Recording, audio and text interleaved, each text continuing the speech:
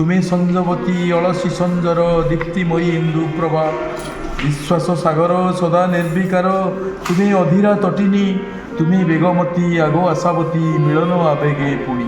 नमस्कार दर्शक बंधु मु मनसा आपण मैंने देखुचंती न्यूज 18 लोकल।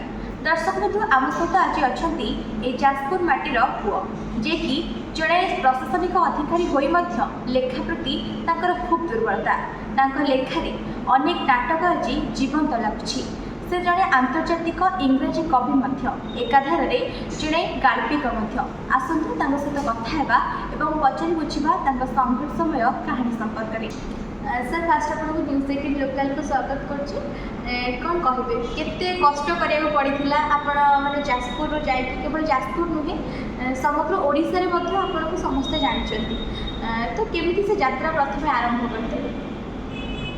मु डॉक्टर अलेख प्रसाद महाराणा सुकिन्ना माटीर पुओ हरिपुर मोर गाँ किंतु जाजपुर माटीर जड़े सन्तान। मु मोर छात्र जीवन लेखा प्रति दुर्बलता थिला। मु जेतबेले सप्तम श्रेणी पढ़ुली छोट छोट कविता लिखुली। तापर परे जेतबेले मु अध्यापन कार्य आरंभ कली अध्यापक भावे सेतबेले मो लेखा प्रबल भाव में करुली। मझे किछि दिन बंद हो जाइतिला। परे परे जेतबेले मु जिला कार्यालय जाजपुर रे गोटे पदाधिकारी भाव अवस्थापित हेली केते जनकर प्रेरणा पाई मु मो लेखा पुनर्बार आरंभ कली। 7 खंडी नाटक रचना करिछि जो नाटक गुड़िक ये जाजपुर माटीर अनेक नाट्य संस्था संस्कृति भवन में मंचस्थ कर सारी। एतद व्यतीत मु 1000 ऊर्ध्व गीति कविता और गल्प रचना करिछि। ता सहित मु जड़े आंतर्जातीय स्तर प्रख्यात इंग्राजी कवि मोर कविता इंग्राजी कविता बहिर्भारतर आंतर्जातिक स्तर में बहुत आदृत लाभ करिछि। आपणकर लेखा केवल माने ओडिशा नुहे एशिया कंट्री माने लोक पढ़ती। सर जिते फास्ट आप लिखिले घरे लेखा प्रति आपको बेसी किए उत्साहित करते ना मो पुओ जड़े लिखिब एथि किए हुए? मोर बापा जड़े निशारे गाहाण थिले। से अनेक पाला करती जहाँकर प्रेरणा पाई मो लेखा आरंभ करी जोटा कि अद्यावधि तांकरी प्रेरणा मत अनेक उज्जीवित कर तोड़ी। मुझे जो इंग्राजी कविता लिखिली विशेषकर मुझे जनक ना नौची जे कि जड़े पेशार अध्यापक निशार जड़े इंग्राजी लेखक से हूँ डॉक्टर प्रसन्न कुमार तलई जे कि ब्रह्मपुर यूनिवर्सिटी से कार्यरत। तांकरी प्रेरणा पाई मु इंग्राजी कविता लिखी और नाटक रचना कली जाजपुर माटी रे।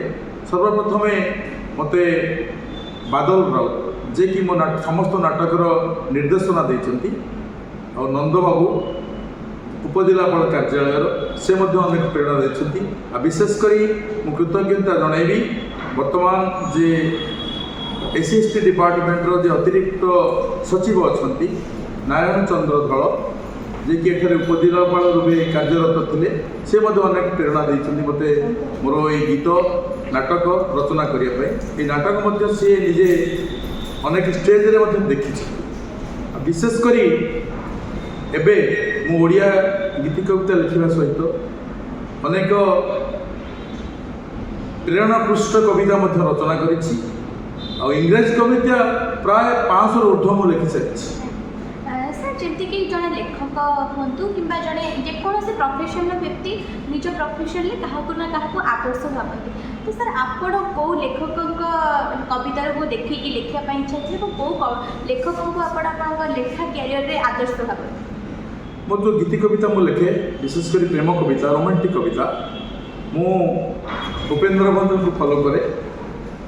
राधानाथ राय डॉक्टर माधव मानसिंह जहाँ प्रेरणा छाप मते यही गीति कविता लिखा प्रेरणा कर तोड़ी प्रेरणा दे।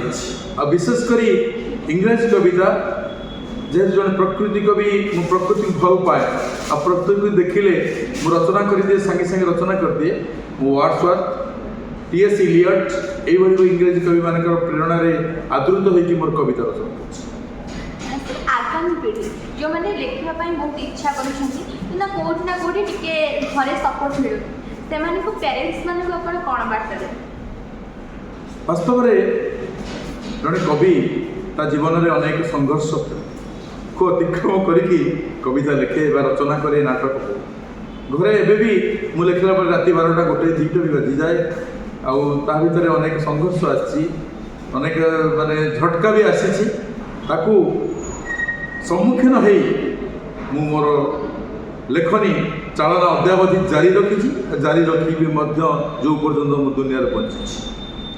निश्चित भाव में आप शुणुते कि सार कहू भर कथा सार कहते कि लेखापाई बहुत कष्ट करने पड़ा से कष्ट हुए तो आज सफलतार शीर्ष पहुंचाई। Jajpur Manisha Raut report news 18 local.